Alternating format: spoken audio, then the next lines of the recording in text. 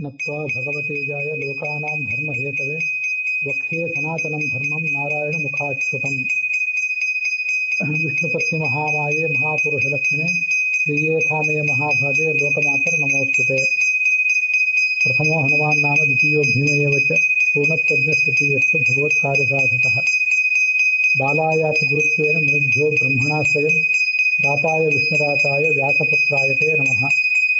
अहो देवर्षिर्धन्योऽयं यः कीर्तिं शार्ङ्गधन्वनः गायन् माध्वा गिरातन्त्य रमयत्यातुरं जगत्। हरेस्तु प्रतिमाप्राज्ञाः तत्रस्थः केशवस्वयं ददाति ज्ञाननिविशेषः परमात्मा स्वयं विभुः। ಶ್ರೀಗುರುಭ್ಯೋ ನಮಃ. ಭಾಗವತದ ಮಂಡಲ ಸೇವಾದಲ್ಲಿ ಇವತ್ತಿದು 25ನೇಯ ಭಾಗ. ಭಾಗವತದ 7ನೇ ಸ್ಕಂದದಲ್ಲಿ ಬಂದಂತೆ ನಾರದರು ಧರ್ಮರಾಜನಿಗೆ ಹೇಳಿದಂತೆ ಅನೇಕ ಧರ್ಮಗಳನ್ನು ನಾವು ಕೇಳ್ತಾ ಇದ್ದೇವೆ.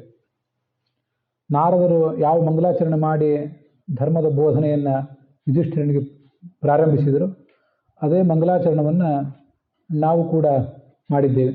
ಈಗ ಕಳೆದ ದಿವಸ ಎಲ್ಲ ವರ್ಣ ಮತ್ತು ಎಲ್ಲ ಆಶ್ರಮ ಅವರೆಲ್ಲರಿಗೂ ಸಂಬಂಧಿಸಿದಂಥ ಧರ್ಮಗಳನ್ನು ನೋಡಿ ಮುಗಿಸಿದ್ದೇವೆ. ಈಗ ನಾವು ನೋಡಬೇಕಾದದ್ದು 13ನೇ ಅಧ್ಯಾಯ.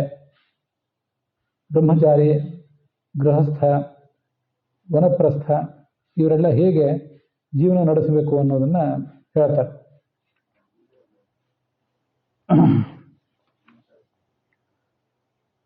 ಬ್ರಹ್ಮಚಾರಿಯಾದವನು ಗುರುವಿನ ಬಳಿ ಇರಬೇಕು, ಅವನ ಸಮೀಪದಲ್ಲಿ ಅಧ್ಯಯನ ಮಾಡಬೇಕು.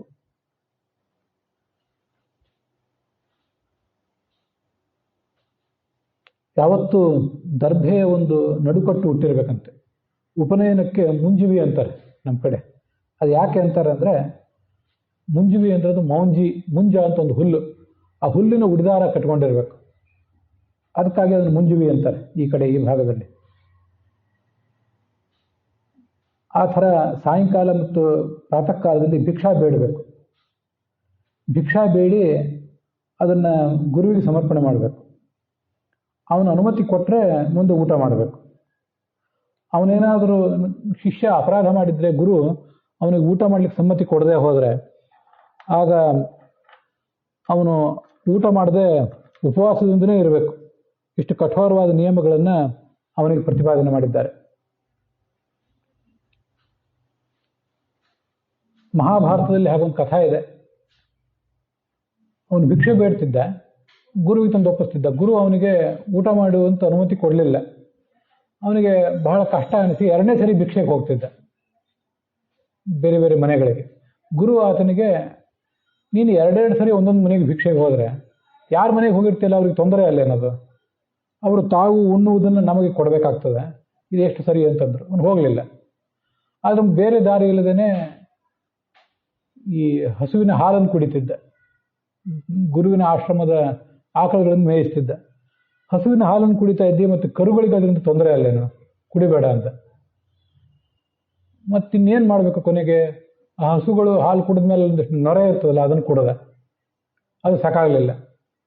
ಕೊನೆಗೆ ಎಲ್ಲೇ ಇನ್ನೇನು ಮಾಡಬೇಕು ಅಂತ ತಿಳಿಯದೆ ಯಾವುದೋ ಒಂದಿಷ್ಟು ಎಕ್ಕೆ ಎಲೆಗಳನ್ನು ತಿಂದ, ತುಂಬ ಹಸಿವಾಗಿ. ಎಕ್ಕೆ ಎಲೆಗಳನ್ನು ತಿಂದಿದ್ದರಿಂದ ಕಣ್ಣು ಕುರುಡಾಗಿ ಹಾಳು ಬಾವಿಗೆ ಹೋಗಿ ಬಿದ್ದ. ಅಲ್ಲಿ ಬಿದ್ದವನು ತುಂಬ ಕಷ್ಟಪಡ್ತಿದ್ದ. ಗುರುವಾದವನು ಅವನು ಹುಡ್ಕೊಂಡು ಬಂದ. ಆ ಗುರುವಿನ ಮತ್ತು ಶಿಷ್ಯನ ಹೆಸರು ನಂಗೆ ನೆನಪಿಲ್ಲ, ಮಹಾಭಾರತದ ಆದಿಪರ್ವದಲ್ಲೇ ಅದು ಬರ್ತದೆ. ಗುರು ಅವನನ್ನು ಕರೆದ. ನಾನು ಈ ಹಾಳು ಬಾವಿಯೊಳಗೆ ಬಿದ್ದಿದ್ದೇನೆ, ತುಂಬ ಹಸಿವಾಗಿತ್ತು, ಕಣ್ಣು ಕಾಣಿಸ್ತಾ ಇಲ್ಲ ಅಂತ ಹೇಳಿದ. ಅಶ್ವಿನಿ ದೇವತೆಗಳನ್ನು ಪ್ರಾರ್ಥಿಸು, ಅವರು ನಿನಗೇನು ಆಹಾರ, ಏನು ಉಪದೇಶ ಕೊಡ್ತಾರೆ ಅದರಂತೆ ಮಾಡು ಅಂತ ಹೇಳಿದರು. ಅವನು ಅಶ್ವಿನಿ ದೇವತೆಗಳನ್ನು ಪ್ರಾರ್ಥಿಸಿ ಆ ಪ್ರಕಾರ ಮತ್ತೆ ತನ್ನ ಕಣ್ಣು ಪಡ್ಕೊಂಡ.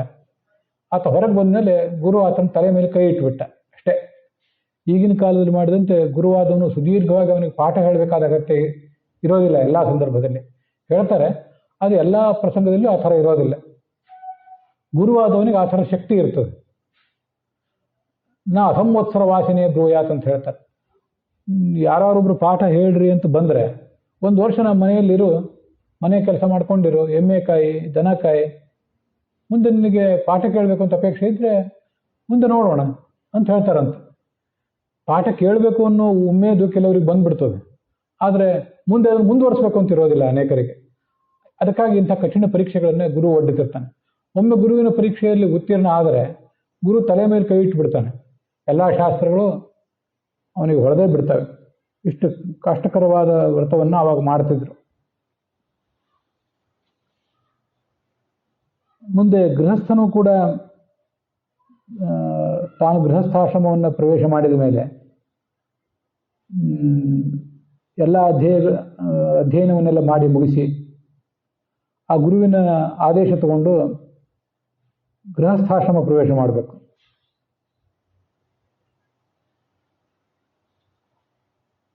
ಬ್ರಹ್ಮಚಾರಿಯಾಗಿದ್ದಾಗ ಅವನು ಯಾವತ್ತೂ ಎಚ್ಚರಿಕೆಯಿಂದಿರಬೇಕು. ನನು ಅಗ್ನಿ ಪ್ರಮದಾನಾಮ ಘೃತಕುಂಭ ಸಮಃಪುಮಾನ್ ಸುತಾಮಪಿ ರಹೋ ಜಹ್ಯಾತ್ ಅನ್ಯದಾ ಯಾವದರ್ಥಕೃತ. ಬ್ರಹ್ಮಚಾರಿಯಾಗಿದ್ದಾಗ ಎಷ್ಟು ಕಠೋರವಾದ ವ್ರತ ಆಚರಣೆ ಮಾಡಬೇಕು ಅಂದರೆ, ಗುರುವಿನ ಪತ್ನಿ, ಗುರುವಿನ ಮಕ್ಕಳು, ಹೆಣ್ಮಕ್ಳು ಯಾರು ಇದ್ದರೆ ಅವರಿಂದ ಅವರೇನಾದರೂ ಇವನಿಗೆ ಎಣ್ಣೆ ಹಚ್ಚು ಸ್ನಾನ ಮಾಡಿಸೋದು, ಇಂಥ ಸೇವೆಗಳನ್ನು ಮಾಡಿಸ್ಕೋಬಾರ್ದು. ಭಾಳ ಎಚ್ಚರಿಕೆಯಿಂದಿರಬೇಕು. ಹೆಣ್ಣು ಅಂದರೆ ಬೆಂಕಿ, ಗಂಡು ಅಂದರೆ ತುಂಬಿದ ತುಪ್ಪದ ಕೊಡ. ಆದ್ದರಿಂದ ಬ್ರಹ್ಮಚಾರಿ ಅಂತೂ ಭಾಳ ಎಚ್ಚರಿಕೆಯಿಂದಿರಬೇಕು. ಗೃಹಸ್ಥನೂ ಕೂಡ ವಯಸ್ಸಿಗೆ ಬಂದ ಮಗಳೊಂದಿಗೆ ಭಾಳ ಎಚ್ಚರಿಕೆಯಿಂದಿರಬೇಕು. ಅವರನ್ನು ಏಕಾಂತದಲ್ಲಿ ಕೂಡಿಸ್ಕೋಬಾರ್ದು ಅಂತಿಷ್ಟೆಲ್ಲ ವರ್ಣನೆ ಮಾಡಿದ್ದಾರೆ. ವನಪ್ರಸ್ಥನ ಬಗ್ಗೆ ಇಲ್ಲೊಂದಿಷ್ಟು ಹೇಳ್ತಾರೆ. ಹೇಗೆ ಕಲಿಯುಗದಲ್ಲಿ ವಾನಪ್ರಸ್ಥಾಶ್ರಮ ಸ್ವೀಕಾರ ಮಾಡಬೇಡ್ರಿ ಅಂತ ನಿಷೇಧ ಇದೆ, ಕಲಿಯುಗದಲ್ಲಿ ಅದಕ್ಕೆ ಒಪ್ಪಿಗೆ ಇಲ್ಲ, ಬಹಳ ಕಷ್ಟ ಆದ್ದರಿಂದ ಅದು ಮಾಡಬೇಡ್ರಿ ಅಂತ ಹೇಳಿದ್ದಾರೆ. ಆದರೂ ಒಂದು ಹಂತದಲ್ಲಿ ಮನುಷ್ಯ ನಿವೃತ್ತ ಆದಮೇಲೆ ವನಪ್ರಸ್ಥಾಶ್ರಮವನ್ನು ಸ್ವೀಕಾರ ಮಾಡಬೇಕು ಅನ್ನೋದು ಅದು ಹಿಂದಿನ ತಾತ್ಪರ್ಯ. ಹಿಂದಿನ ಕಾಲದಲ್ಲಿ ಅದನ್ನು ಮಾಡ್ತಿದ್ರು. ಹೇಗೆ ಮಾಡ್ತಿದ್ರು ಅಂದರೆ, ನ ಕೃಷ್ಣ ಪಶ್ಚಿಮಶ್ನೀಯಾತ್, ಭೂಮಿ ಉಳುಮೆ ಮಾಡಿ ಕೃಷಿ ಮಾಡಿ ಬೆಳೆದ ಆಹಾರ ಪದಾರ್ಥ ಇರ್ತದಲ್ಲ ಅದನ್ನು ತಿನ್ನುವಂತಿಲ್ಲ, ನೆಲದ ಮೇಲೆ ಬೆಳೆದದನ್ನು ತಿನ್ನುವಂತಿಲ್ಲ. ಹೊರತು ಗಿಡ ಮರಗಳಲ್ಲಿ ತಾನಾಗೆ ಬೆಳೆದಿರ್ತದಲ್ಲ ಅದು ಉಳುಮೆ ಮಾಡಿ ಬೆಳೆದದ್ದಲ್ಲ, ನೈಸರ್ಗಿಕವಾಗಿ ಬೆಳೆದದ್ದು, ಅದನ್ನು ತಿನ್ನಬೇಕು. ಅದರಲ್ಲಿ ಬೆಂಕಿಯಲ್ಲಿ ಬೇಯಿಸಿದ್ದನ್ನು ತಿನ್ನುವಂತಿಲ್ಲ, ಹಸಿ ಆಹಾರವನ್ನೇ ಸ್ವೀಕಾರ ಮಾಡಬೇಕು. ಅಥವಾ ಬಿಸಿಲಿನಲ್ಲಿ ಪಕ್ವಾದದ್ದು ಏನಿರ್ತದಲ್ಲ, ಹಣ್ಣು ಮೊದಲಾದದ್ದು, ವಾತಾವರಣದಿಂದ ಪಕ್ವಾದದ್ದು, ಅದನ್ನು ತಿನ್ನಬೇಕು. ಇಷ್ಟೇ. ಅಷ್ಟು ಕಷ್ಟಕರವಾದ ವ್ರತವನ್ನು ಆಚರಣೆ ಮಾಡಬೇಕು. 12 ವರ್ಷ, 8, 4 ಅಥವಾ 1 ವರ್ಷ ಆದರೂ ಆ ವಾನಪ್ರಸ್ಥಾಶ್ರಮ ಸ್ವೀಕಾರ ಮಾಡಬೇಕು. ಆ ಥರದ ಸಂಯಮದ ಜೀವನ ನಡೆಸಬೇಕು. ಇದು ಆ ಗೃಹಸ್ಥನಿಗೆ ಹೇಳಿದ ಜೀವನ. ಗೃಹಸ್ಥ ಆದ್ಮೇಲೆ ಮುಂದೆ ವಾನಪ್ರಸ್ಥ ಆಗುವ ಜೀವನ. ಇವತ್ತು ಕಲಿಯುಗದಲ್ಲಿ ಅಖಂಡ ಬ್ರಹ್ಮಚರ್ಯ, ಮದುವೆ ಆಗದೇ ಬ್ರಹ್ಮಚಾರಿಯಾಗಿರುವುದು ಸ್ತ್ರೀಗಾಗಲಿ ಪುರುಷನಿಗಾಗಲಿ ನಿಷಿದ್ಧ. ಕಾಲ ಸರಿ ಇಲ್ಲ, ಆದ್ದರಿಂದ ಇವನೇ ಕೆಟ್ಟು ಹೋಗ್ಬೋದು, ಇವನಿಂದ ಇನ್ನೊಬ್ರಿಗೆ ಕೆಡಕಾಗ್ಬೋದು, ಅಥವಾ ಇನ್ನೊಬ್ಬರಿಂದ ಇವನಿಗೆ ಕೆಡಕಾಗ್ಬೋದು. ಅದಕ್ಕೆ ಯಾವ ಕಾರಣಕ್ಕಾಗೂ ಬ್ರಹ್ಮಚಾರಿಯಾಗಿರ್ತೇನೆ ಅಂತ ಪ್ರತಿಜ್ಞೆ ಮಾಡಬಾರ್ದು. ಹಿಂದಿನ ಕಾಲಕ್ಕೆ ಅದು ನಡೀತಿತ್ತು, ಜನರಲ್ಲಿ ಸಂಯಮ ಇತ್ತು, ಈಗ ಅದು ಬೇಡ ಅಂತ ಅದನ್ನು ಹೇಳ್ತಾರೆ. ಯತಿ ಧರ್ಮವನ್ನು ಇಲ್ಲಿ ಒಂದು ಕಡೆ ವರ್ಣನೆ ಮಾಡ್ತಾರೆ. ಯತಿಗಳು ಹೇಗೆ ಬದುಕಬೇಕು ಅಂತನ್ನೋದನ್ನು. ಯತಿಗಳಾದವರು ಯಾವತ್ತೂ ತಾವೇನು ಯಾವುದೇ ಒಂದು ಪ್ರದೇಶಕ್ಕೆ ಅಂಟ್ಕೋಬಾರ್ದು. ಯತಿಗಳಿಗೆ ಪರಿವ್ರಾಜಕ ಅಂತ ಒಂದು ಹೆಸರಿದೆ, ನಾವು ಅದನ್ನು ಕೇಳಿರ್ತೀವಿ ಅಲ್ಲಲ್ಲಿ. ಪರಿವ್ರಾಜಕ ಅಂದರೆ ನಿತ್ಯ ಸಂಚಾರ ಮಾಡುವವನು ಅಂತ ಅದರ ಅರ್ಥ. ಇವತ್ತೊಂದು ಊರು, ನಾಳೆ ಒಂದು ಊರು, ಹೀಗೆ ಸಂಚಾರ ಮಾಡ್ತಾನೆ ಇರಬೇಕು. ಯಾವ ಊರಿನ ಮೇಲೂ ಕೂಡ ಆತನಿಗೆ ಅಂಟು ನಂಟು ಇರುವಂಥದ್ದಲ್ಲ. ಬಿಭ್ರಯ ಜದ್ಯಸೋ ವಾಸಃ ಕೌಪೀನಾಚ್ಛಾದನಂ ಪರಂ. ಬಟ್ಟೆಯನ್ನು ಹಾಕ್ಕೊಳ್ಳೋದೇ ಬೇಡ, ಬಟ್ಟೆ ಹಾಕ್ಕೊಳ್ಬೇಕು ಅಂತಿದ್ರೆ ಕೌಪಿನ ಒಂದು ಹಾಕ್ಕೋಬೇಕು. ಕೌಪಿನದ ಮೇಲೆ ಬೇಕಾದ್ರೆ ಬಟ್ಟೆ ಏನಾದ್ರು ಉಡಬಹುದು. ಮೇಲಿನ ಬಟ್ಟೆ ಉಡುವುದಕ್ಕೆ ಸನ್ಯಾಸಿಗೆ ಕಡ್ಡಾಯ ಏನಲ್ಲ, ಕೌಪಿನ ಒಂದು ಸಾಕು ಯಾವತ್ತೂ ಕೂಡ. ಅದು ಕೂಡ ಯಾರಾದರೂ ಕೊಟ್ಟದ್ದಿರಬೇಕು. ತಾನು ಒಳ್ಳೆ ಅಂಗಡಿಯಿಂದ ಕೌಪಿನವನ್ನು ಖರೀದಿ ಮಾಡಿ ತರುವುದಲ್ಲ. ಕೌಪಿನ ಅಂದರೆ ಲಂಗೋಟಿ. ನಮಗೆ ಇವತ್ತು ಆಶ್ಚರ್ಯ ಅನಿಸ್ತದೆ, ಕೇವಲ ಸನ್ಯಾಸಿಗಳಾದವರು ಎಲ್ಲಿಯಾದರೂ ಕೇವಲ ಕೌಪಿನ ಲಂಗೋಟಿ ಹುಟ್ಟುದನ್ನು ನಾವು ಓಡಾಡುವುದನ್ನು ನಾವು ನೋಡಿರೋದಿಲ್ಲ. ಆದರೆ ಒಂದ್ಸರಿ ಹಿಮಾಲಯದ ದರ್ಶನ ಮಾಡಬೇಕೆಲ್ಲರೂ. ಕೇದಾರ ಬದರಿ ಅಂತ ಕ್ಷೇತ್ರದಲ್ಲಿ ನೋಡಬೇಕು. ಅಂಥ ಚಳಿ ಪ್ರದೇಶದಲ್ಲಿ ಕೂಡ ಅವರು ಕೇವಲ ಕೌಪಿನ ಉಟ್ಕೊಂಡು ಓಡಾಡುವ ಯೋಗಿಗಳನ್ನು ನಾನೇ ನೋಡಿದ್ದೇನೆ. ಅಷ್ಟು ಕಷ್ಟಕರವಾದ ವ್ರತ ಆಚರಣೆ ಮಾಡೋರಿದ್ದಾರೆ. ಯಾವತ್ತೂ ಪರಮಾತ್ಮನ ತತ್ವದಲ್ಲಿ ಆಸಕ್ತನಾಗಿರಬೇಕು. ಶಾಸ್ತ್ರಗಳನ್ನು, ಭಗವಂತನನ್ನು ಪ್ರತಿಪಾದನೆ ಮಾಡುವ ಶಾಸ್ತ್ರಗಳನ್ನು ಓದಬೇಕು. ನ ಶಿಷ್ಯಾನ್ ಅನುಬದ್ಧೀತ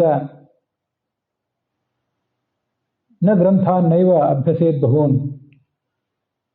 ಶಿಷ್ಯರನ್ನ ಇವನು ಸ್ವೀಕಾರ ಮಾಡಬಹುದು. ಯಾಕೆ ಶಿಷ್ಯರನ್ನು ಸ್ವೀಕಾರ ಮಾಡಬೇಕಂದ್ರೆ ಪಾಠ ಹೇಳಲಿಕ್ಕೆ ಪ್ರವಚನ ಮಾಡಲಿಕ್ಕೆ ನಿತ್ಯ ಅದು ಆತನ ಕರ್ತವ್ಯ. ಆದರೆ ಪಾಠ ಪ್ರವಚನ ಮಾಡುವ ಉದ್ದೇಶ ಹೊರತುಪಡಿಸಿ ಕೇವಲ ಶಿಷ್ಯರ ಒಂದು ಗುಂಪು ಕಟ್ಟಿಕೊಂಡು ಯಾವತ್ತೂ ಓಡಾಡಬಾರದು, ಅದು ಯೋಗ್ಯ ಅಲ್ಲ. ಮತ್ತೆ ಮೋಕ್ಷಶಾಸ್ತ್ರಕ್ಕೆ ಸಂಬಂಧಪಟ್ಟ ವಿಷಯ ಅದು ಯಾವುದಾದ್ರೂ ಅದನ್ನು ಇವನು ಓದೋದಲ್ಲ, ಬೇರೆ ಇವನಿಗೆ ಬೇಕಾಗಿಲ್ಲ. ನ ವ್ಯಾಖ್ಯಾನ ಉಪಜೀವೇತ. ಬ್ರಹ್ಮಚಾರಿ ಆಗಲಿ ಗೃಹಸ್ಥ ಆಗಲಿ ಅವನಿಗೂ ಕೂಡ ವಿದ್ಯೆಯನ್ನು ಉಪಜೀವನ ಮಾಡ್ಕೊಂಡು ಬದುಕೋದು ಯೋಗ್ಯ ಅಲ್ಲ. ವಿದ್ಯೆ ಅನ್ನೋದು ಅವನಿಗೆ ಹೊಟ್ಟೆ ಹೊಡೆಯುವ ಉಪಾಯ ಆಗಬಾರ್ದು. ಸನ್ಯಾಸಿಗಂತೂ ಅದು ಆಗಲೇಬಾರ್ದು. ಬಹಳ ಎಚ್ಚರಿಕೆಯಿಂದಿರಬೇಕು. ಪರಮಾತ್ಮನಲ್ಲಿ ಯಾವತ್ತೂ ಮನಸ್ಸಿರಬೇಕು. ದಂಡ ಕಮಂಡಲು ಮೊದಲಾದ ಚಿಹ್ನ ಇರಬೇಕು. ಕೆಲವು ಸರಿ ಅದನ್ನು ಪರಿತ್ಯಾಗ ಮಾಡಬಹುದು, ಅದು ಇರಲೇಬೇಕಂತ ಏನಿಲ್ಲ ಅವನಿಗೆ. ಅದರಿಂದ ದೂರನೂ ಅವನಿರಬಹುದು. ಇಲ್ಲೊಬ್ಬ ಯತಿಯ ಬಗ್ಗೆ ಒಂದು ಇತಿಹಾಸ ಪ್ರಹ್ಲಾದನ ಬಗ್ಗೆ ಬಂದಿದೆ. ಈಗ ನಾವು 7ನೇ ಸ್ಕಂದದಲ್ಲಿ ಪ್ರಹ್ಲಾದನ ಬಗ್ಗೆ ನೋಡಿದ್ದೀವಲ್ಲ. ಪ್ರಹ್ಲಾದ ಹೀಗೊಂದು ಬಾರಿ ಸಂಚಾರ ಮಾಡ್ತಾ ಇದ್ದ. ಪ್ರಹ್ಲಾದಸ್ಯ ಚ ಸಂವಾದಂ ಮುನೇಃ ಆಜಗರಸ್ಯ ಚ ದದರ್ಶ ಲೋಕಾನ್ ವಿಚರನ್ ಲೋಕತತ್ವ ವಿವಿತ್ಸಯ. ಪ್ರಹ್ಲಾದ ಲೋಕ ಸಂಚಾರ ಮಾಡಿದಂತೆ. ಯಾಕೆ ಮಾಡಿದ ಅಂದರೆ ಜನ ಹೇಗಿದ್ದಾರೆ ನೋಡಬೇಕು, ಜನರ ಸ್ವಭಾವವನ್ನು ತಿಳ್ಕೋಬೇಕು ಅಂತ. ಅಲ್ಲಿ ಒಂದು ಕಡೆ ತಂ ಶಯಾನಂ ಧರೋಪಸ್ಥೆ ಕಾವೇರ್ಯಾಂ ಸಹ್ಯ ಸಾನುನಿ. ಸಹ್ಯ ಪರ್ವತ ಇದೆ, ಪಶ್ಚಿಮ ಘಟ್ಟಗಳು. ಅಲ್ಲಿ ಕಾವೇರಿ ನದಿಯ ತೀರ. ಅಲ್ಲೊಬ್ಬ ಮುನಿಯನ್ನು ನೋಡಿದ. ಮೈಯೆಲ್ಲ ಧೂಳು ತುಂಬಿಕೊಂಡಿತ್ತು. ಮುಖದಲ್ಲಿ ಅದ್ಭುತವಾದ ತೇಜಸ್ಸಿತ್ತು. ಆದರೆ ಅದು ಬೂದಿ ಮುಚ್ಚಿದ ಕೆಂಡ ಇತ್ತಂತಿತ್ತು. ಇವನೇನು ಬ್ರಹ್ಮಚಾರಿಯೇ, ಗೃಹಸ್ಥನೇ, ಏನೂ ಗೊತ್ತೇ ಆಗೋಗ್ತಿರ್ಲಿಲ್ಲ ಹೊರಗಡೆ. ಈ ಪ್ರಹ್ಲಾದ ಹೋಗಿ ಆ ಮುನಿಗೆ ನಮಸ್ಕಾರ ಮಾಡಿದ. ಅವನಿಗೆ ಹೇಳಿದ, ನೀವು ತಪಸ್ಸು ಮಾಡ್ತಾ ಇದ್ದೀರಿ, ಕಷ್ಟಕರವಾದ ಜೀವನ ನಡೆಸ್ತಾ ಇದ್ದೀರಿ, ಆದರೆ ದೇಹ ಮಾತ್ರ ದಷ್ಟಪುಷ್ಟವಾಗಿಯೇ ಇದೆ. ಏನಾದರೂ ಉದ್ಯೋಗ ವ್ಯಾಪಾರ ಮಾಡಿ ಚೆನ್ನಾಗಿ ದುಡ್ಡು ಗಳಿಸಿ ತಿಂದುಂಡು ಬದುಕಿರುವಂತೆ ಕಾಣಿಸ್ತಾ ಇದ್ದೀರಿ. ನಿಮ್ಮ ಹತ್ರ ನೀವು ಯಾವ ಉದ್ಯೋಗ ಮಾಡೋದಿಲ್ಲ ಅಂತ ನನಗೆ ಗೊತ್ತು. ಹಣ ಇಲ್ಲ. ಹಾಗಾದರೆ ನಿಮ್ಮ ಶರೀರದಲ್ಲಿ ಪುಷ್ಟಿ ಹೇಗೆ ದಷ್ಟಪುಷ್ಟರಾಗಿದ್ದೀರಿ? ದೃಷ್ಟಿಶಕ್ತಿ ಚುರುಕಾಗಿದೆ, ಮನಸ್ಸು ಚುರುಕಾಗಿದೆ,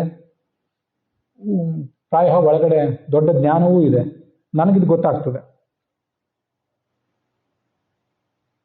ಲೋಕಸ್ಯ ಕುವತಃ ಕರ್ಮ ಶೇಷೇ ನನು ನದ್ವೇಕ್ಷಿ ನೌ ಶಿವ.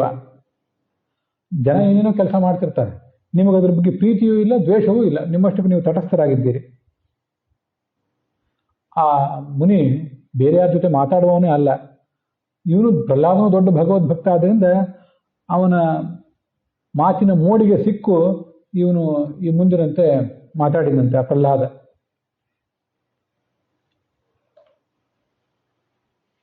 ನಿನಗೇನು ಗೊತ್ತಿಲ್ಲ ಅಂತಲ್ಲ, ಆದರೂ ಹೇಳ್ತೇನೆ ಕೇಳು. ನಿನ್ನ ಹೃದಯದಲ್ಲಿ ಭಗವಂತ ಯಾವತ್ತೂ ಇದ್ದಾನೆ. ನಿನ್ನ ಕರ್ಮಗಳಿಗೆ ಅವನು ಒಲಿದು ಜಗತ್ತಿಗೆ ಏನು ಕೊಡಬೇಕು ಅದೆಲ್ಲ ಕೊಡ್ತಿದ್ದಾನೆ. ಆದರೂ ಹೇಳ್ತೇನೆ ಕೇಳು. ನಾನು ಹಿಂದೆ ಅನೇಕ ಯೋನಿಗಳಲ್ಲಿ ಸಂಚಾರ ಮಾಡಿದೆ. ಪ್ರಾಣಿ, ಪಕ್ಷಿ, ಮನುಷ್ಯಾಗಿ ಏನೇನೋ ಸಂಚಾರ ಮಾಡಿದೆ. ಕೊನೆಗೆ ಭಗವಂತನ ಇಚ್ಛೆಯಂತೆ ಈ ಜನ್ಮ ಇವತ್ತು ಮನುಷ್ಯನಾಗಿ ಹುಟ್ಟಿದ್ದೀನಿ. ಮುಂದೆ ಮತ್ತೆ ಏನಾಗಿ ಹುಡ್ತೀನೋ ಗೊತ್ತಿಲ್ಲ. ಅವನಂತ ದೊಡ್ಡ ಜ್ಞಾನಿಯೇ ಮುಂದೆ ಏನಾಗಿ ಹುಡ್ತೀನಿ ಅಂತ ಗೊತ್ತಿಲ್ಲ ಅಂತ ಅನ್ನುವಾಗ ಪ್ರಾಯ ನಮ್ಮಂಥವರಿಗೆ ಮುಂದೆ ಮನುಷ್ಯ ಜನ್ಮ ನಿಶ್ಚಿತ ಅಂತ ಹೇಗೆ ಹೇಳೋದು? ಏನು ನಿಶ್ಚಿತ ಇದೆ. ನಾನು ಸುತ್ತಮುತ್ತಲು ನೋಡ್ತಾನೆ ಇದ್ದೇನೆ. ಜನ ಸಂಸಾರ, ಗಂಡ ಹೆಂಡತಿ ಮಕ್ಕಳು ಈ ಸಂಸಾರದಲ್ಲಿ ಮುಳುಗಿದ್ದಾರೆ. ಅದು ಯಾರಿಗೂ ಸುಖ ಇಲ್ಲ. ಆದ್ದರಿಂದ ನನಗೆ ಈ ಸಂಸಾರವೇ ಬೇಡ ಅನಿಸಿದೆ. ನನ್ನ ಒಳಗಿನ ಸುಖ ಇದು ಭಗವಂತನೇ ಕೊಟ್ಟ ಸುಖ ಇದು. ಒಳಗಿನ ಸುಖವನ್ನು ಮರೆತು, ತನ್ನ ಹಿತ ಮರೆತು ಜನ ಈ ಸಂಸಾರದಲ್ಲಿ ತೊಡಗ್ತಾರಲ್ಲ, ಅದು ಬಹಳ ಭಯಂಕರವಾಗಿದೆ. ಆದ್ದರಿಂದ ನಾನು ಇವತ್ತು ದೂರ ಇದ್ದೇನೆ, ಆ ಸಮಾಜದಿಂದ ನಾನು ದೂರ ಇದ್ದೀನಿ ಅಂತ ಹೇಳ್ಕೊತಿದ್ದಾನೆ.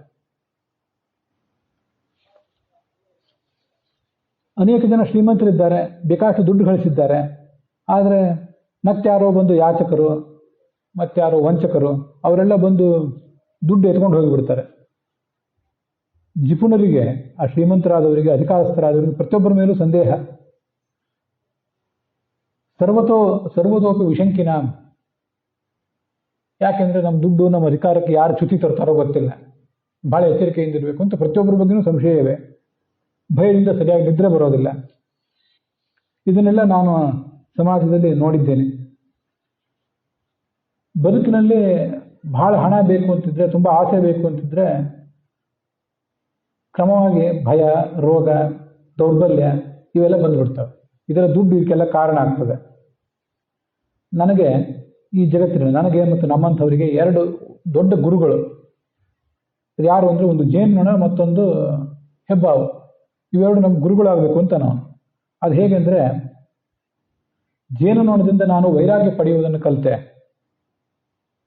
ಬಹಳ ಕಷ್ಟಪಟ್ಟಿರ್ತದೆ ಅದು ಜೇನುನೊಣ, ಎಲ್ಲೆಲ್ಲೋ ಸಂಚಾರ ಮಾಡಿ ಜೇನುತುಪ್ಪ ಸಂಗ್ರಹ ಮಾಡಿರ್ತದೆ. ಕೊನೆಗೆ ಅದನ್ನು ಯಾರೋ ಬಂದಲ್ಲಿ ಹೊಗೆ ಹಾಕಿ ಆ ಹುಳುಗಳನ್ನೆಲ್ಲ ಓಡಿಸಿ ಆ ಜೇನುತುಪ್ಪ ಸಂಗ್ರಹ ಮಾಡ್ಕೊಂಡು ಹೋಗಿಬಿಡ್ತಾರೆ. ಹಾಗೆ ನಾವು ಕೂಡಿಟ್ಟ ದುಡ್ಡು, ನಮ್ಮ ಆಸ್ತಿ, ಅದಕ್ಕೆ ಯಾರೋ ಒಬ್ರು ಕೈ ಹಾಕ್ತಾರೆ, ಅದು ಉಳಿತದಂತ ನಿಶ್ಚಿತ ಇಲ್ಲ. ಇದಕ್ಕೆ ನಾವು ಜೇನುನೊಣದಂತೆ ತಟಸ್ಥರಾಗಿರ್ಬೇಕಷ್ಟೆ, ಬೇರೆ ಮಾರ್ಗ ಇಲ್ಲ. ಇದು ಅವಧೂತರಿಗೆ ಹೇಳಿದ ಮಾರ್ಗ. ಗೃಹಸ್ಥರಾದವರು, ಸಂಸಾರದ ಜವಾಬ್ದಾರಿ ಇದ್ದವರು ತಮ್ಮ ಸ್ವತ್ತಿಗೆ ಯಾರು ಕೈ ಹಾಕ್ತಾರೆ ಅಂಥವ್ರ ಮೇಲೆ ದಂಡ ಪ್ರಯೋಗ ಮಾಡಬೇಕಾಗ್ತದೆ, ಅವರನ್ನ ದೂರ ಇಡಬೇಕಾಗ್ತದೆ, ಅವರಿಂದ ನಾವು ಎಚ್ಚರಿಕೆಯಿಂದ ಇರಬೇಕಾಗ್ತದೆ. ಬಹಳ ದೊಡ್ಡ ಯೋಗಿಗೆ ಹೇಳಿದ ಮಾತಷ್ಟೇ ಇದು. ಹೆಬ್ಬಾವಿಂದ ಏನು ಕಲ್ತ್ರಿ ಅಂದರೆ, ಹೆಚ್ಚಿನ ಆಸೆ ಇಲ್ಲ, ಏನೂ ಸಿಗದೆ ಹೋದರೆ ಅನೇಕ ಕಾಲ ಉಪವಾಸ ಇರ್ತದೆ ಹೆಬ್ಬಾವು, ಆದರೂ ಅದರ ಶಕ್ತಿ ಏನು ಕಡಿಮೆ ಆಗೋದಿಲ್ಲ. ಕೆಲವು ವೇಳೆ ಚೆನ್ನಾಗಿ ಬೇಕಾಷ್ಟು ಹೊಟ್ಟೆ ತುಂಬುವಷ್ಟು ಸಿಗ್ತದೆ, ತಿಂತೇನೆ. ಕೆಲವು ಬಾರಿ ಬರೇ ಗಡ್ಡೆ ಗೆಣಸಾಯಿತು, ಅದನ್ನೂ ತಿಂತೇನೆ. ಯಾರು ಕೊಟ್ಟದ್ದನ್ನು, ಎಲ್ಲಿಯಾರು ಬಿಸಾಕಿದ್ದನ್ನು ತಿಂತೇನೆ. ಕೆಲವು ಸರಿ ಹಗಲು ಊಟ ಮಾಡ್ತೇನೆ, ಕೆಲವು ಸರಿ ರಾತ್ರಿ ಊಟ ಮಾಡ್ತೇನೆ. ನನಗೆ ಯಾವಾಗ ತಿನ್ನಬೇಕು, ಯಾವಾಗ ತಿನ್ನಬಾರ್ದು ಅಂತ ಏನಿಲ್ಲ. ಉಡ್ಲಿಕ್ಕೆ ಬಟ್ಟೆ ಬೇಕು, ರೇಷ್ಮೆ ಬಟ್ಟೆ ಆದರೂ ಉಟ್ಟೆ, ಹತ್ತಿ ಬಟ್ಟೆ ಆದರೂ ಉಟ್ಟೆ, ನಾರಿನ ಮಡಿಯನ್ನಾದರೂ ಉಟ್ಟೆ. ಭಗವಂತನನ್ನ ಧ್ಯಾನ ಮಾಡ್ತಾ ಯಾವತ್ತೂ ಆರಾಮಾಗಿ ಬದುಕಿರ್ತೇನೆ. ಕೆಲವು ಸರಿ ಸ್ನಾನ ಮಾಡಿದರೆ ಮಾಡಿದೆ, ಕೆಲವು ಸರಿ ಮಲಗಿದರೆ ಮಲಗಿದೆ. ಸಜ್ಜನರು ನೋಡಿದರೆ ಅವ್ರನ್ನ ಹೊಗಳ್ತೇನೆ, ಹೊಗಳೋದಿಲ್ಲ. ದುರ್ಜನರು ನೋಡಿದರೆ ತೆಗಳ್ತೇನೆ, ಅದೂ ಮಾಡೋದಿಲ್ಲ. ಎಲ್ಲರಿಗೂ ಒಳ್ಳೇದಾಗಲಿ, ಏತೇಷಾಂ ಶ್ರೇಯ ಆಶಾಸೆ. ಸಜ್ಜನರಿಗೂ ಒಳ್ಳೇದಾಗಲಿ, ದುರ್ಜನರಿಗೂ ಒಳ್ಳೇದಾಗಲಿ, ಎಲ್ಲ ಕಡೆ ಭಗವಂತ ಇದ್ದಾನೆ ಅಂತ ನಾನು ಆಲೋಚನೆ ಮಾಡ್ತೇನೆ. ಅದರಿಂದ ದೂರ ಇರ್ತೇನೆ. ಇದು ಬಹಳ ರಹಸ್ಯವಾದ ಒಂದು ಮರ್ಯಾದೆ. ಇದನ್ನು ನಾನು ನಿಮಗೆ ಹೇಳಿದ್ದೇನೆ. ಇದು ವ್ಯಪೇತಂ ಲೋಕಶಾಸ್ತ್ರಾಭ್ಯಾಮ್, ತುಂಬ ವಿಚಿತ್ರವಾಗಿ ಕಾಣಿಸ್ತದೆ. ಲೋಕದ ಮರ್ಯಾದೆಗೆ ಮೀರಿದ್ದಾಗಿ ಕಾಣಿಸ್ತದೆ. ಅದು ಜನಸಾಮಾನ್ಯರಿಗೆ ಇದು ಅರ್ಥವೇ ಆಗೋದಿಲ್ಲ. ಆದರೂ ನೀನು ಭಗವಂತನಿಗೆ ಪ್ರಿಯ ಆದ್ದರಿಂದ ನಿನಗೆ ಇದನ್ನು ಹೇಳಿದ್ದೇನೆ, ಇದನ್ನು ಕೇಳು ಅಂತ. ಮುಂದೆ ನಾವು ನೋಡಬೇಕಾದದ್ದು ಈ 7ನೇ ಸ್ಕಂದದ 15ನೇ ಅಧ್ಯಾಯ. ಇಲ್ಲೇ ಬರೋದು ಆ ಗೃಹಸ್ಥ ಧರ್ಮದ ಬಗ್ಗೆ ಮತ್ತೆ ಸನ್ಯಾಸದ ಬಗ್ಗೆ ಹಿಂದೆ ಬಂದಾಯಿತು. ಗೃಹಸ್ಥದ ಬಗ್ಗೆ ಬರುವುದು ಇಲ್ಲೇ. ಹೇಗೆ ಬದುಕಬೇಕು? ಗೃಹಸ್ಥನಾದವನು ಕೂಡ ಬಹಳ ಆಸೆ ಇತ್ಯಾದಿಗಳನ್ನು ಇಟ್ಕೋಬಾರ್ದು. ಯಾವತ್ತು ಭ್ರಿಯೇತ ಜಠರಂ, ನಮ್ಮ ಹೊಟ್ಟೆ ತುಂಬಲಿಕ್ಕೆ ಎಷ್ಟು ದುಡಿಮೆ ಬೇಕೋ ಅಷ್ಟನ್ನೇ ಮಾಡಬೇಕು, ಅಷ್ಟೇ ದುಡ್ಡು ಸಂಪಾದನೆ ಮಾಡಬೇಕು. ಅದಕ್ಕಿಂತ ಹೆಚ್ಚಿಂದ ಏನಾದರೂ ಮಾಡಿದರೆ ಅವನನ್ನು ಕಳ್ಳ ಅನ್ಬೇಕು ಅನ್ನೋ ಮಾತು ಮೊನ್ನೆ ಒಂದು 2-3 ಸರಿ ನಾನು ಹೇಳಿದ್ದೆ. ಅದೆಲ್ಲ ಇಲ್ಲೇ ಬರೋದು.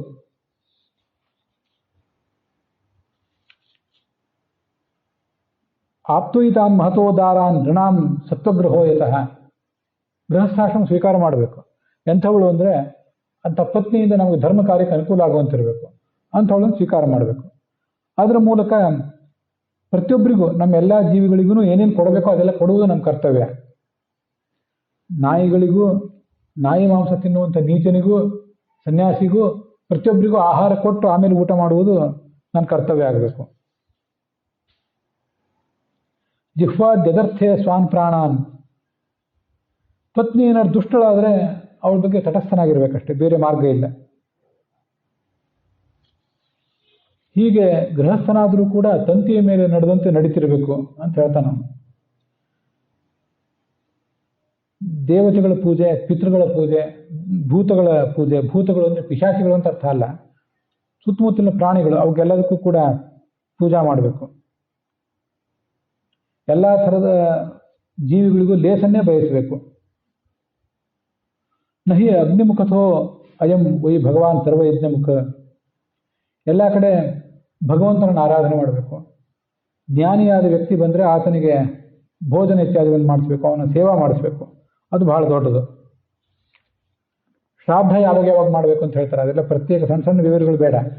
ನಮ್ಮ ತಂದೆ ತಾಯಂದ್ರ ಶ್ರಾದ್ದ, ಕಾಲ ಶ್ರಾದ್ದ ಬರ್ತದೆ, ಹಾಗೆ ಪಕ್ಷ ಶ್ರಾದ್ದ ಬರ್ತದಲ್ಲ, ಅದಲ್ಲದೇ ಕೆಲವು ವಿಶಿಷ್ಟ ದಿನಗಳು ಬಂದಾಗ ಶ್ರಾದ್ದ ಮಾಡಬೇಕು ಅಂತ ಹೇಳ್ತಾರೆ. ಆ ಎಲ್ಲ ಶ್ರಾದ್ದಗಳನ್ನು ಇಲ್ಲೇ ನಾನು ಪ್ರತಿಯೊಂದು ಬಗ್ಗೆನೂ ಹೇಳ್ತಿಲ್ಲ. ಅನೇಕ ಕ್ಷೇತ್ರಗಳು, ಪುಣ್ಯಕ್ಷೇತ್ರಗಳು ನಮ್ಮ ಸುತ್ತಮುತ್ತಲು ಏನಿದೆ, ನೈಮಿಷಾರಣ್ಯ ಉತ್ತರ ಪ್ರದೇಶ, ಸ್ಯಾನಂದೂರ ಅಂದರೆ ತಿರುವನಂತಪುರಂ ಕೇರಳ, ರಾಮಸೇತು ತಮಿಳುನಾಡು, ದ್ವಾರಕಾ ಈ ಕಡೆ ಗುಜರಾತ್, ಮಧುವನ ಕಾಂಚಿ ತಮಿಳುನಾಡು, ಹಂಪ ಇದು ಪಂಪಾ ಬಿಂದು ಸರಸ್ವತ ಕರ್ನಾಟಕ, ಬದರಿಕಾಶ್ರಮ, ಸೀತಾರಾಮರಿದ್ದ ಚಿತ್ರಕೂಟ ಪರ್ವತ, ಇದನ್ನೆಲ್ಲ ಸಂಚರಿಸಬೇಕು. ಬೇರೆ ಬೇರೆ ಸಂಚಾರ ಮಾಡಿ ಕೋಶ ಓದಬೇಕು, ದೇಶ ಸುತ್ತಬೇಕು ಅಂತ ಹೇಳ್ತಿರ್ತಾರೆ. ಕೋಶ ಅಂದರೆ ಗ್ರಂಥಗಳನ್ನು ಓದಬೇಕು ಅಂತ ಅದರ ತಾತ್ಪರ್ಯ. ಇಷ್ಟು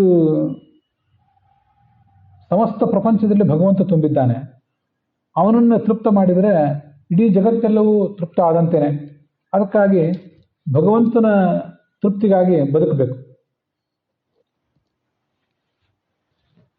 ಇದು ಆ 15ನೇ ಅಧ್ಯಾಯದ ಒಂದು ಸಾರ ಭಾಗ.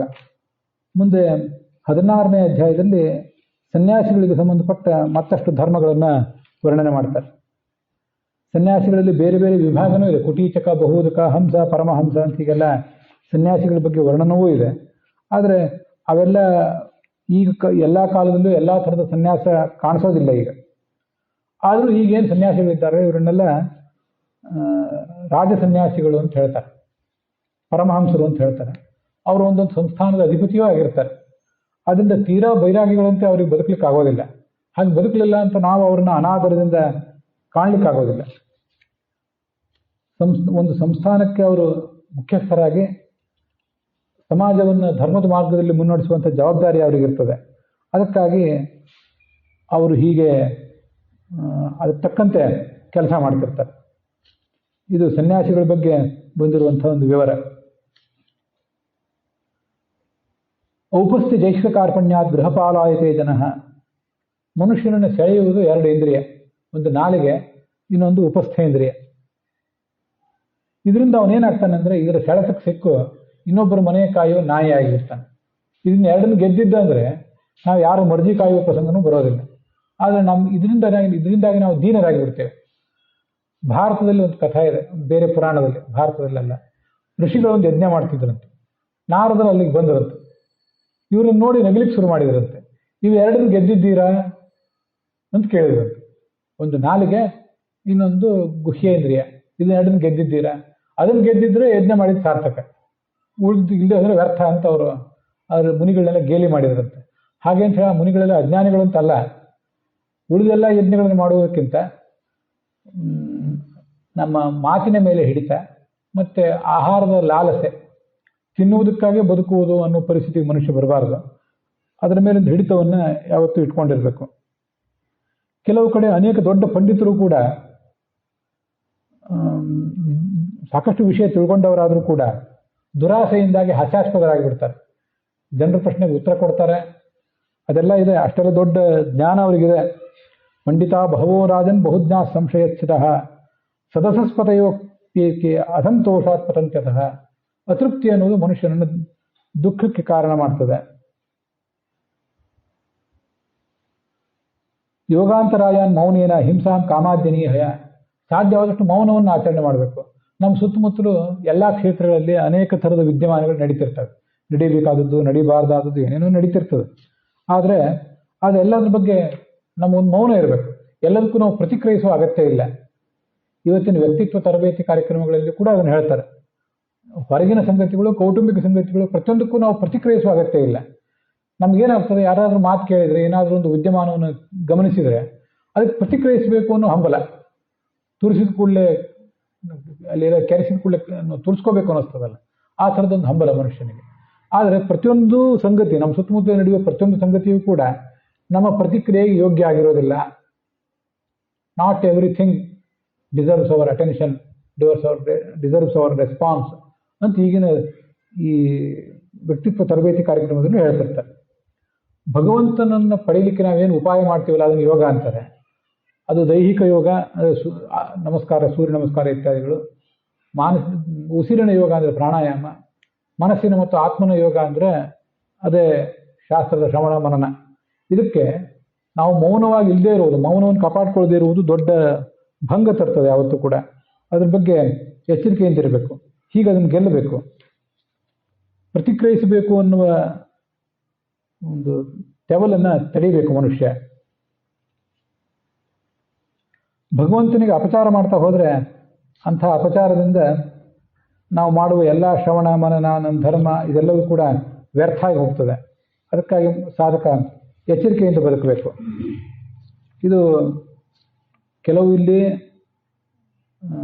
ಸನ್ಯಾಸಿಗಳಿಗೆ ಸಂಬಂಧಪಟ್ಟದ್ದು, ಕೆಲವು ಎಲ್ಲರಿಗೂ ಕೂಡ ಸಂಬಂಧಪಟ್ಟದ್ದು. ನಾರದರ ಕಥಾ ಇಲ್ಲಿ ಬಂದಿದೆ. ಆದರೆ ನಾರದ ಕಥಾ ನಾನು ಈಗಾಗಲೇ ಹೇಳಿದ್ದೇನೆ. ನಾರದರು ದೊಡ್ಡ ಸಂಗೀತ ತಜ್ಞರಾಗಿ ಭಗವಂತನನ್ನು ಮೆಚ್ಚಿಸುವುದನ್ನು ಬಿಟ್ಟು ಯಾರೋ ಸ್ತ್ರೀಯರನ್ನು ಮೆಚ್ಚಿಸ್ಲಿಕ್ಕೆ ಹೋಗಿ ಅದರಿಂದ ಶಾಪ ಪಡೆದು ಯಾವುದೋ ದಾಸಿಯ ಮಗ ಒಬ್ಬ ಆಗಿ ಹುಟ್ಟಿಬಿಟ್ರು ಅನ್ನೋ ಕಥಾ ನಾವು ಹಿಂದೆ ಕೇಳಿದ್ದೇವೆ. ಅದಾದ್ಮೇಲೆ ಮತ್ತೆ ತಪಸ್ಸು ಮಾಡಿ ಭಗವಂತನ ಸಾಕ್ಷಾತ್ಕಾರ ಪಡೆದರು ಅಂತ. ಹೀಗೆ ಬಹಳ ಎತ್ತರಕ್ಕೆ ಹೋದವನು ಕೂಡ ಕೆಲವು ಬಾರಿ ಅಧಃಪತನವನ್ನು ಅನುಭವಿಸಬೇಕಾಗ್ತದೆ ಅಂತನ್ನೋದು ನಾರದರ ಕಥೆಯ ಸಾರಾಂಶ. ನಾರದರೇ ಸ್ವಯಂ ಧರ್ಮರಾಜನಿಗೆ ಅದನ್ನು ಹೇಳಿದ್ದು. ಅಲ್ಲಿಗೆ ಆ 7ನೇ ಸ್ಕಂಧ ನಾವೇನು ನೋಡ್ತಾ ಇದ್ದೀವಿ ಅದರ 16ನೇ ಅಧ್ಯಾಯ ಸಮಾಪ್ತವಾಗಿದೆ. ಹಾಗೆ 7ನೇ ಸ್ಕಂಧವೂ ಕೂಡ ಸಮಾಪ್ತ ಆಗಿದೆ. ಈ 7ನೇ ಸ್ಕಂಧದ ಶ್ರವಣದಿಂದ ಸ್ತ್ರೀ ಹತ್ಯೆ ದೋಷ ಪರಿಹಾರ ಆಗ್ತದಂತೆ. ಅದನ್ನು ಪದ್ಮ ಪುರಾಣದಲ್ಲಿ ಹೇಳಿದ್ದಾರೆ. ಅದನ್ನು ಈಗ ನಾವು ನೋಡಬೇಕು. ಗುರ್ಜರ ಪ್ರದೇಶದಲ್ಲಿ ಒಬ್ಬ ರಾಜ ಇದ್ದ, ದಶಾರಣ ಅಂತ ಒಬ್ಬ ರಾಜ. 2 ಹೆಂಡಂದ್ರು. ಆ 2 ಹೆಂಡಂದ್ರಿಗೂ ಇವನು ಮೋಸ ಮಾಡಿ ಯಾರೋ ವೇಶ್ಯಾಸ್ತ್ರೀಯಲ್ಲಿ ಆಸಕ್ತನಾಗಿ ಬಿಟ್ಟಿದ್ದ.